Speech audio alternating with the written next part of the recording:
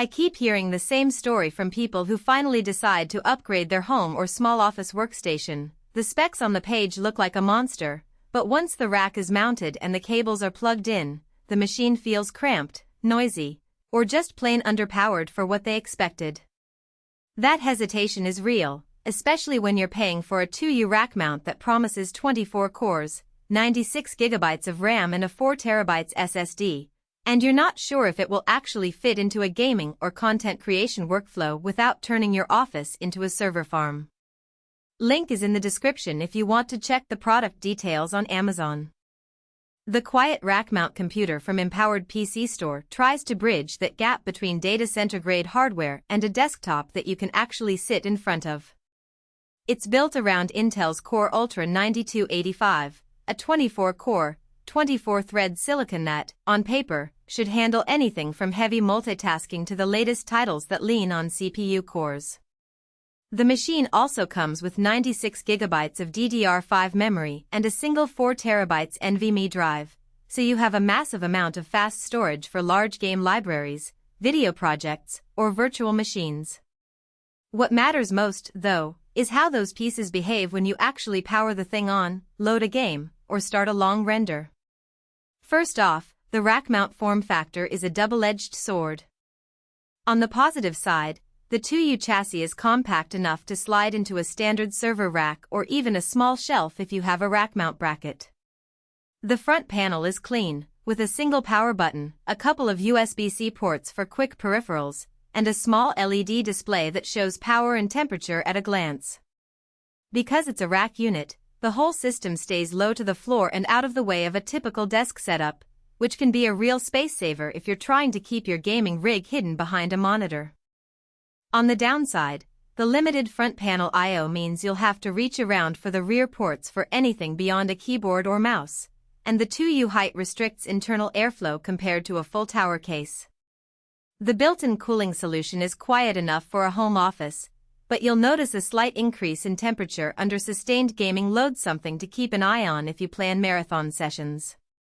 When I tried the machine for a few days, the first thing I tested was a modern open-world title that leans heavily on CPU threads, Cyberpunk 2077 with ray tracing turned on.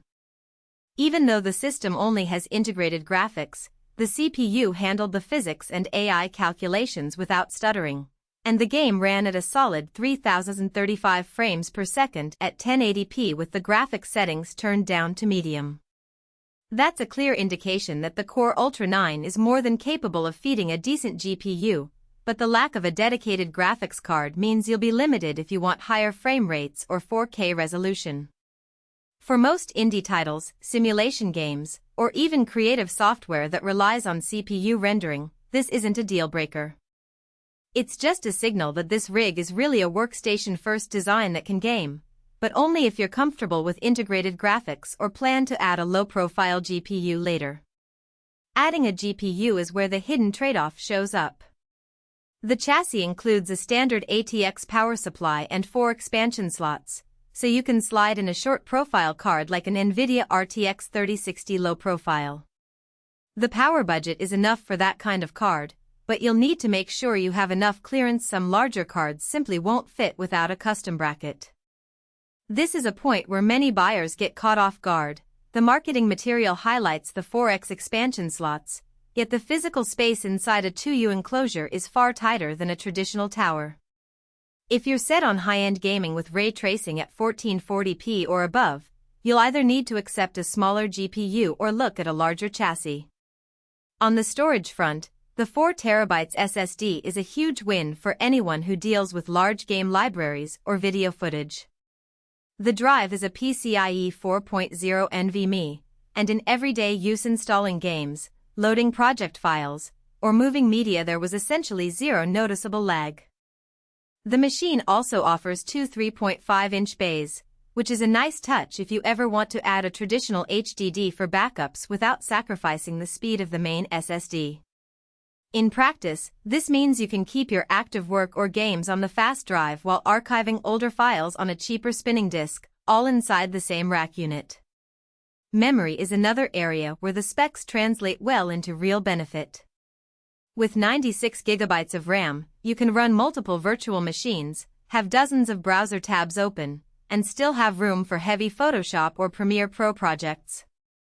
In a typical day, I had a 3-track video editing session, a few Docker containers, and a game running in the background, and the system never hit a memory ceiling. For a home studio or a small development team, that kind of headroom is a genuine productivity.